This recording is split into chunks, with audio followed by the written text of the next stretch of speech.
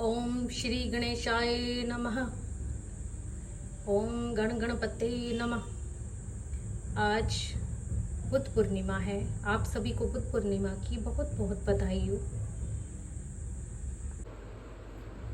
आज बुद्ध पूर्णिमा के दिन भगवान विष्णु जी की सत्यनारायण कथा सुनने का बड़ा ही महत्व बताया गया है। आइए आज हम इस कथा को सुनते हैं। वृंदावन में यशोदा माँ ने श्री कृष्ण का असली परम ब्रह्म रूप कुछ समय के लिए जान लिया। तब माँ यशोदा ने भगवान श्री कृष्ण से पूछा, हे प्रभु, आप संसार के पालन करता हो, मुझे ऐसा कोई उपाय बताएं जिससे इस मृत्यु लोक यानी पृथ्वी पर किसी भी स्त्री को विधवा होने का भय ना हो और ना ही उसे कभी निसंतान होने का दुख सहना पड़े। तब भगवान श्री कृष्ण ने मुस्कुराते हुए माँ यशोदा से कहा, मैं आपको एक ऐसे ही व्रत के बारे में विस्तार से बताता हूँ। सौभाग्य प्राप्ति के लिए हर महिला को 32 पूर्णमासी तक इस पावन व्रत को करना चाहिए। इससे संतान और सौभाग्य दोनों की रक्षा होती है।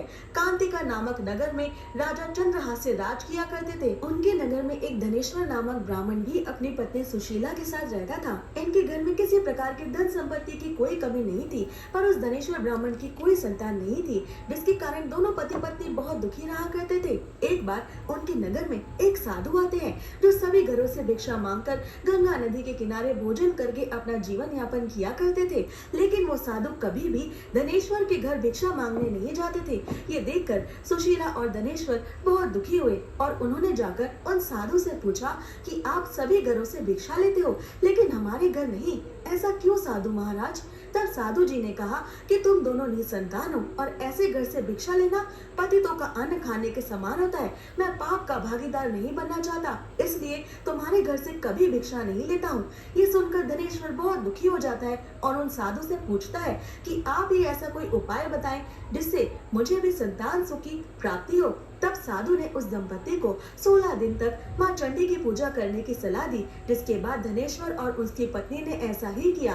दंपति की आराधना से प्रसन्न होकर 16वें दिन माँ काली प्रकट हुई और उन्होंने सुशीला को गर्भवती होने का वरदान दिया, पर साथ ही माँ चंडी ने उन्हें ये भी बताया कि उनका पुत्र सिर्फ 16 साल ही जीवित रह सकेगा। इसके बाद माँ काली ने सुशीला को आदेश दिया कि प्रत्येक पूर्णिमा को वो दीपक अवश्य जलाएं और ऐसे ही हर पूर्णिमा को उन दीपकों की संख्या बढ़ाती जाए जब तक 32 दीपक ना हो जाएं। माता के आशीर्वाद के फल स्वरूप सुशीला गर्भवती हुई। काली माता के कहे अनुसार सुशीला दीपक जलाकर पूर्णमासी के व्रत भी करती रही। माँ काली की कृपा और आशीर्वाद से दंपति के घर एक पुत्र ने जन्म लिया, जिसका नाम धनेश्वर और सुशीला ने देवीदास रखा। देवीदास बहुत सुंदर, सुशील, संस्कारी, ज्ञानवान था। जब देवीदास की आयु का 16वां साल शुरू हुआ तो उसकी मृत्यु का समय पास आने लगा। ऐसे में धनेश्वर और सुशीला को ये डर सताने लगा कि यदि उनके पुत्र को उनके सामने कुछ हो गया तो उनके तो जीते जी प्राण ही निकल जाएंगे। तो धनेश्वर ने देवीदास को विद्या ग्रहण करने के लिए उसके मामा के साथ घोड़े पर बिठाकर काशी भेज दिया। काशी में देवीदास के साथ एक अजीब दुर्घटना घटी। काशी की जिस धर्मशाला में देवीदास अपने मामा के साथ कुछ समय के लिए रुका हुआ था, वहाँ एक सुंदर गुणवान कन्या की शादी हो रही थी, पर अचानक उस कन्या का दूल्हा बीमार पड़ गया। तब कन्या के पिता की दृष्टि देवीदास पर पड़ी और उन्होंने सुंदर देवीदास से अपनी बेटी का विवाह करवाना चाहा, जिसके कारण धोखे से देवीदास का विवाह भी हो गया। जब देवीदास ने बताया कि वो अल्पायु है, यानी उसके पास जीने के लिए अधिक वर्ष नहीं है, फिर भी उसका विवाह जबरदस्ती करवा दिया गया। कुछ समय बाद जब काल से प्रेरित होकर एक सांप रात के समय देवीदास को डसने आया तो उस सांप के विष के प्रभाव से देवीदास के आसपास का पूरा वातावरण आग और विषैला हो गया, पर वो सांप देवीदास को काट ना सका क्योंकि देवीदास के माता पिता ने पहले से ही 32 पूर्णिमा के व्रत किए थे। वही व्रत के प्रभाव अब देवीदास की रक्षा कर रहे थे, इसलिए सांप के रूप में आया हुआ काल देवीदास के प्राण नहीं ले पाया। तब काल ने यमराज के पास जाकर कहा कि वो देवीदास के प्राण लेने में असमर्थ है, जिसके पश्चात यमराज इसके पीछे का कारण जानने के लिए भगवान शिव और माता पार्वती के पास कैलाश पर गए। तब माँ पार्वती ने माँ काली के दिए वरदान के बारे में यमराज को बताया और उनसे कहा कि ब्राह्मण दंपति ने पूर्णिमा का व्रत रखा था, इसलिए काल भी देवीदास का कुछ नहीं बिगाड़ पाया। अपनी आयु का 16वां वर्ष पूरा होने पर देवीदास अपनी पत्नी विवाह के समय मिले कीमती उपहारों और अपने मामा के साथ काशी से वापस अपने माता पिता के पास वापस लौट गया। अपने पुत्र को जीवित देखकर और एक नई सुंदर सुशील बहू के साथ आया देखकर धनेश्वर और सुशीला की खुशी का ठिकाना नहीं रहा। उन्होंने ब्राह्मणों को बुलाकर भोज कराया और गांव में उपहार बांटकर कई दिनों तक उत्सव भी मनाया। इस कथा को माँ यशोदा को सुनाते हुए अंत में श्री कृष्ण बोले, माता, इस प्रकार 32 पूर्णमासी के व्रत के प्रभाव से धनेश्वर पुत्रवान हो गया। हे माता यशोदे, जो भी स्त्रियां इस व्रत को करती हैं, उन्हें जन्म जन्मांतर तक विधवा होने का दुख नहीं सहना पड़ता है। वो सदा सौभाग्यवती रहती हैं, उनकी सभी मनोकामनाएं पूर्ण होती हैं। कवि से कहा जाता है कि पूर्णिमा के दिन व्रत करने से काल से मुक्ति मिलती है। इस दिन व्रत करने से काल देवता भी प्रसन्न होते हैं और भगवान सभी मनोकामनाएं आसानी से पूर्ण कर देते हैं। श्री कृष्ण के मुख से ये कथा सुनकर माँ यशोदा भी धन्य हो गई। अब सुनिए वैशाख पूर्णिमा का महत्व, जिसे सुने बिना वैशाख पूर्णिमा की कथा पूरी नहीं मानी जाती। त्रेता युग में गौतम ऋषि ने अपनी पत्नी अहिल्या को पत्थर बन जाने का श्राप दिया था, क्योंकि अहिल्या ने इंद्र के साथ शरीर से संबंध बनाए थे। तब वैशाख पूर्णिमा के दिन ही भगवान श्री राम वनवास के दौरान गौतम ऋषि के आश्रम में पहुंचे थे। गौतम ऋषि ने श्री राम का स्वागत किया और उन्हें भोजन परोसा। भोजन के बाद श्री राम ने अहिल्या को अपने चरणों से स्पर्श किया, जिससे वो पत्थर से दोबारा स्त्री बन गई। वैशाख पूर्णिमा के दिन ही श्री हरि ने कूर्म यानी कछुए का अवतार धारण किया था। सतयुग में वैशाख मास की एकादशी तिथि को अमृत प्रकट हुआ और विष्णु जी ने मोहिनी का रूप धारण किया। द्वादशी तिथि को विष्णु जी ने अमृत की रक्षा की थी। त्रयोदशी तिथि को श्री हरि ने देवताओं को अमृत पान कराया था और चतुर्दशी तिथि को राक्षसों का अंत किया। इसके बाद वैशाख पूर्णिमा के दिन ही सभी देवताओं को उनका स्वर्ग का साम्राज्य दोबारा से वापस प्राप्त हो गया था। इसलिए देवताओं ने प्रसन्न होकर वैशाख पूर्णिमा सहित इन सभी तिथियों को वरदान दिया था कि वैशाख मास की ये शुभ तिथियां मनुष्यों के सब पापों का नाश करने वाली व सारे सुखों को प्रदान करने वाली हो। वैशाख मास की पूर्णिमा के दिन मृत्यु के देवता धर्मराज का व्रत रखने का विधान है। ऐसा करने से धर्मराज प्रसन्न होते हैं। इस दिन जल से भरा हुआ कलश, छाता, सत्तू, जूते, पंखा, पकवान आदि का दान करना चाहिए, जिससे मनुष्य को अकाल मृत्यु का भय नहीं रहता।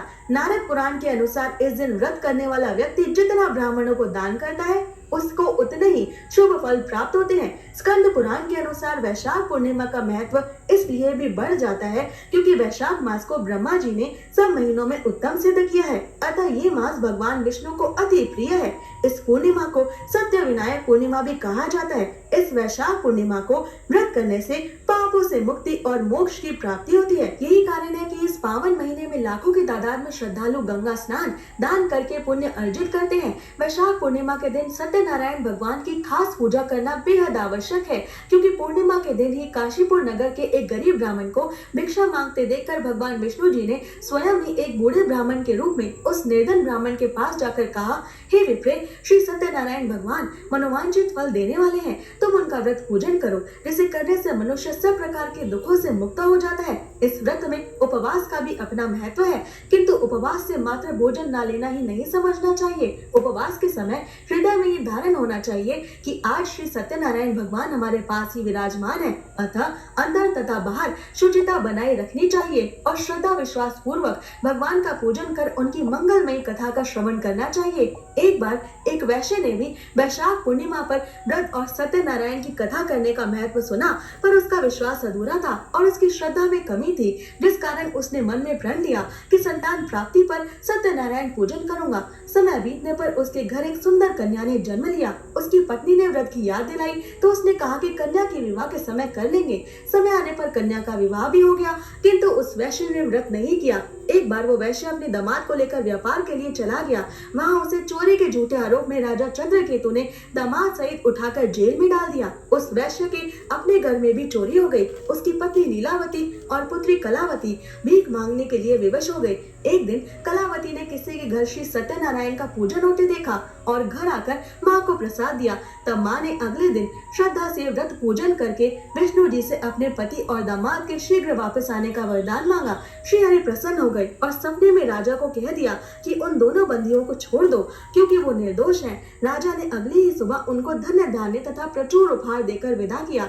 घर आकर वो वैश्य पूर्णिमा और सत्यनारायण का जीवन भर आयोजन करता रहा, जिसके परिणाम से उसने सांसारिक सुख भोगे और अंत में मोक्ष को प्राप्त किया। इसी प्रकार एक बार राजा तुंगध्वज ने वन में कुछ गोप गणों को पूर्णिमा पर श्री सत्यनारायण भगवान का पूजन करते देखा, किंतु अपने घमंड की वजह से राजा ना तो पूजा स्थल पर गया, ना दूर से ही प्रणाम किया और ना ही गोप गणों द्वारा दिया गया प्रसाद ग्रहण किया। परिणाम ये हुआ कि राजा के पुत्र, धन धान्य, हाथी घोड़े सब नष्ट हो गए। राजा को फिर ये आभास हुआ कि इस विपत्ति का कारण सत्यनारायण भगवान का अपमान है। तब उसे बहुत पश्चाताप हुआ। वो तुरंत वन में गया और गोप गणों को बुलाकर उनसे सत्यनारायण भगवान की पूजा विधि पूछी। बाद में पूजा भी की। फिर उसने उन गोप गणों से ही प्रसाद ग्रहण किया तथा घर आ गया। उसने देखा कि विपत्ति टल गई है और उसकी सारी संपत्ति तथा जनता सुरक्षित हो गई।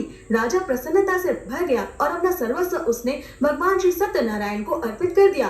वैशाख पूर्णिमा के दिन भगवान बुद्ध की जयंती और निर्माण दिवस भी बड़े धूमधाम से मनाया जाता है। श्री कृष्ण भगवान के बचपन के सहपाठी ब्राह्मण सुदामा जब द्वारका में श्री कृष्ण से मिलने के लिए गए तो उन्होंने सत्य विनायक व्रत का विधान सुदामा को बताया। इसी व्रत के प्रभाव से सुदामा की दरिद्रता चली गई और वो अत्यंत ऐश्वर्यशाली हो गए।